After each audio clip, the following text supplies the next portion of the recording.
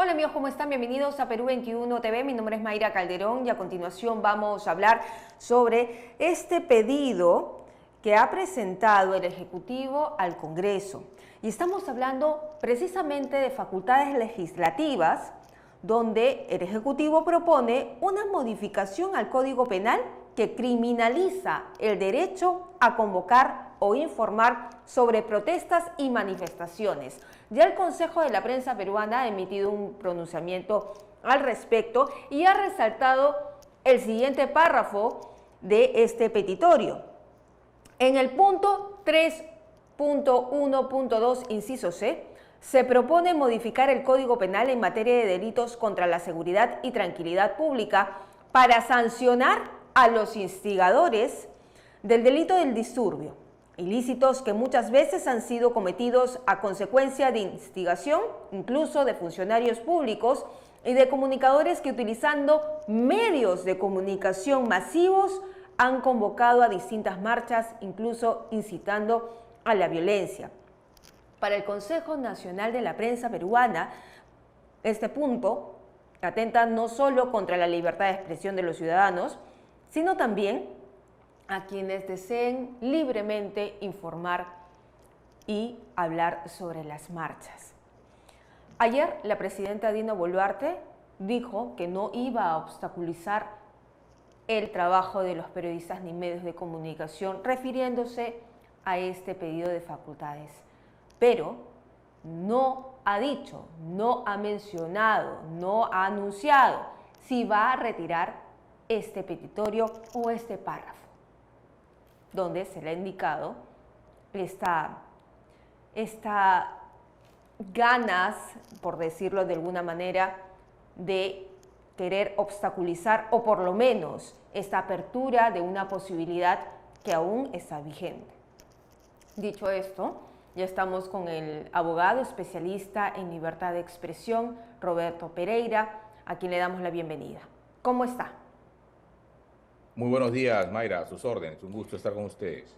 ¿Qué opinas sobre este pedido de facultades donde ya el Consejo de la Prensa Peruana ha emitido un pronunciamiento contundente y donde la respuesta del Ejecutivo ha sido media floja, que deja en realidad muchas interrogantes al azar y que todavía esa posibilidad está vigente?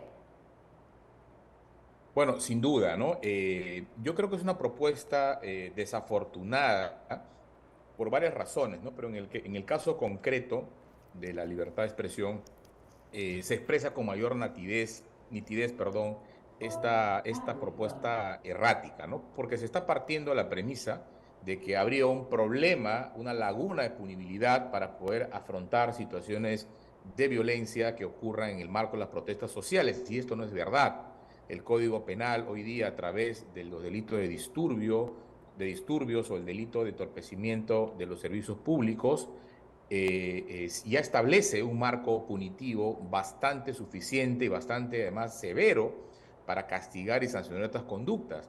Por lo tanto, pretender modificar el Código Penal para incorporar figuras específicas como la colaboración o la instigación a estas figuras, pretendiendo ampliar el marco de punibilidad a través de conceptos vagos y genéricos, lo único que está haciendo es poner en riesgo derechos legítimos de las personas que opinen, por ejemplo, a favor de una manifestación o de una marcha, sea que sean personas naturales que sean entrevistadas por los medios de comunicación o los propios medios de comunicación o los periodistas que se expresen de manera favorable a las protestas. Y existe en el Código Penal la posibilidad de sancionar a los instigadores, la posibilidad de sancionar a los cómplices de cualquier delito. Son reglas generales que se aplican en el Código Penal, insisto, para cualquier delito. Eso ya existe. El problema entonces no es un problema de legislación penal, de ausencia de legislación penal, alguna laguna de punibilidad. El problema es un problema de operatividad, es decir, de un problema policial, básicamente de que la policía, en primer lugar, tenga los recursos, los implementos, el entrenamiento adecuado para poder afrontar estas situaciones de violencia que se generan en contextos de manifestaciones y además poder identificar a los responsables de estos hechos, aislarlos en cuanto a su responsabilidad de los que protestan de manera pacífica y proceder a una denuncia y una investigación y eventualmente una sanción como ya está previsto en el marco legal vigente. Yo creo que es una medida errática, absolutamente populista, que pretende dar un mensaje de que el gobierno está haciendo algo para evitar la violencia en las protestas sociales, pero en realidad lo que está haciendo es distorsionar el Código Penal, poniendo en riesgo las libertades de expresión e información, y el resultado no va a ser un resultado que se anuncie, es decir, que se va a impedir la violencia, sino probablemente genere un resultado mucho peor de lo que ya hemos visto en los meses pasados, ¿no? Además se abre una línea muy delgada también, ¿no? Se ve una línea muy delgada entre lo que el Ejecutivo podría hacer o no. Estamos hablando del máximo poder del Estado, que es el que toma las decisiones. Y una medida como esta es un claro mensaje que podría estarse tomando medidas autoritarias.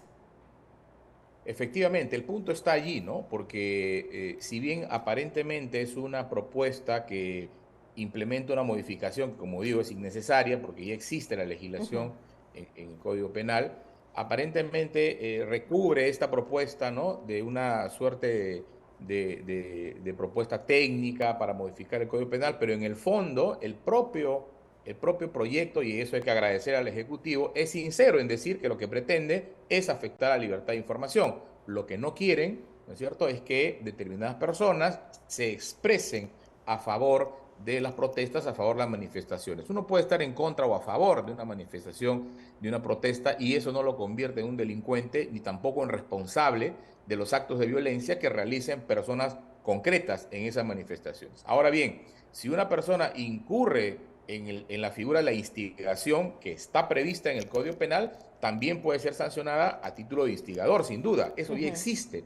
Por lo tanto, pretender crear figuras especiales a través de conceptos o de fórmulas amplias, ¿no? Y ya lo está diciendo el propio proyecto de ley. Lo que pretenden es restringir el ejercicio legítimo de la libertad de expresión y la libertad de información. Y probablemente, Mayra, no con la finalidad última de que condenen a una persona, porque eso va a ser un poco complicado ante la discusión en el Poder Judicial, sino simplemente el hecho de denunciarla y que le abran un proceso a una persona. Eso es suficiente para generar un efecto de autorrestricción, de autocensura en los medios de comunicación y en la población en general. Por lo tanto, estamos ante una pretensión autoritaria en el ejercicio del poder al pretender afectar la libertad de expresión de esa manera.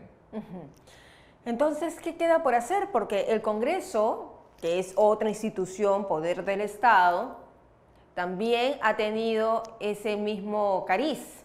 En algún momento ha presentado varios proyectos de ley tratando de intervenir los contenidos de los medios de comunicación o mellando en lo que puedan informar los propios periodistas sobre ciertas investigaciones por corrupción. Entonces, esta solicitud del Ejecutivo, para usted, ¿podría ser tomada a bien en el Congreso? Que también tiene esa misma sintonía, lo hemos visto, finalmente proyectos no prosperaron, pero tienen esa intención.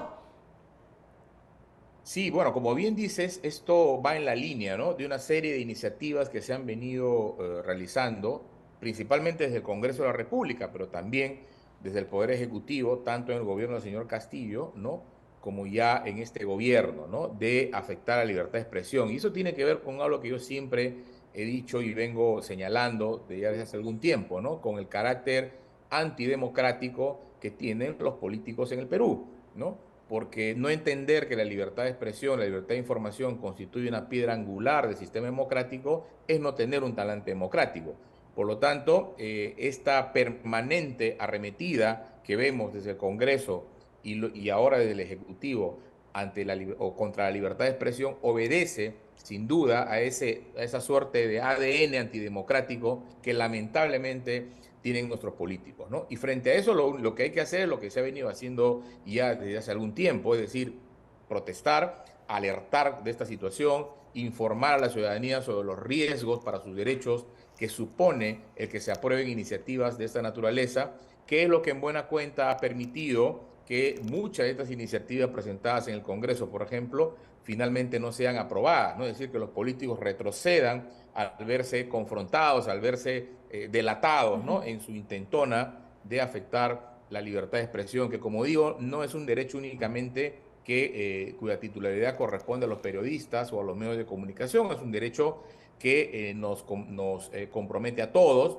Todos tenemos el derecho de estar bien informados, de recibir las diversas informaciones que los medios de comunicación propalan, sean favorables, desfavorables. De eso se trata la democracia, la pluralidad. Por lo tanto, la afectación de la libertad de expresión de manera directa es una afectación también a cada uno de nosotros, que nos vamos a ver impedidos de acceder a mucha información que muchos actores políticos, periodísticos, difunden o tienen el derecho también de difundir. Por tanto, esto es una iniciativa que tiene que ser rechazada. Hay que mantenernos en alerta, hay que protestar contra esto y llamar la atención sobre los graves riesgos que representa para la democracia del país, ¿no?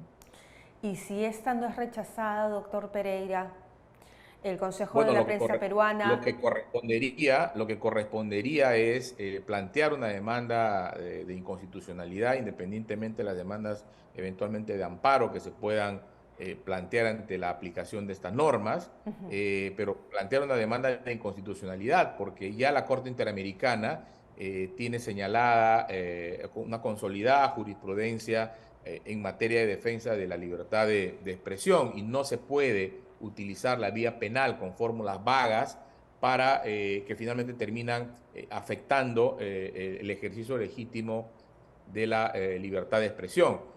En consecuencia, el Tribunal Constitucional tendría que fallar, digamos, ante una demanda de inconstitucionalidad, fallar en la línea de la Corte Interamericana de Derechos Humanos, y esperamos, ¿no?, que instituciones como la Defensoría del Pueblo, que se han caracterizado por la defensa de la libertad de expresión, puedan o podrían en su momento, si es que esto se aprueba, ojalá no, pero si se aprobara, plantear una demanda de inconstitucionalidad frente a este tipo de normas, que finalmente lo que hacen es debilitar la libertad de expresión y debilitar consecuentemente la calidad de la democracia del país. Muy bien, muchísimas gracias, doctor Pereira, por darnos parte de su tiempo para explicarnos qué significa este pedido de facultades que ha hecho el Ejecutivo al Congreso en materia de estas protestas que podrían anunciarse, y sobre todo, ¿no?, la mención directa de periodistas y medios de comunicación, que es lo que más preocupa. Muchísimas gracias. A sus órdenes. Hasta luego. Un gusto.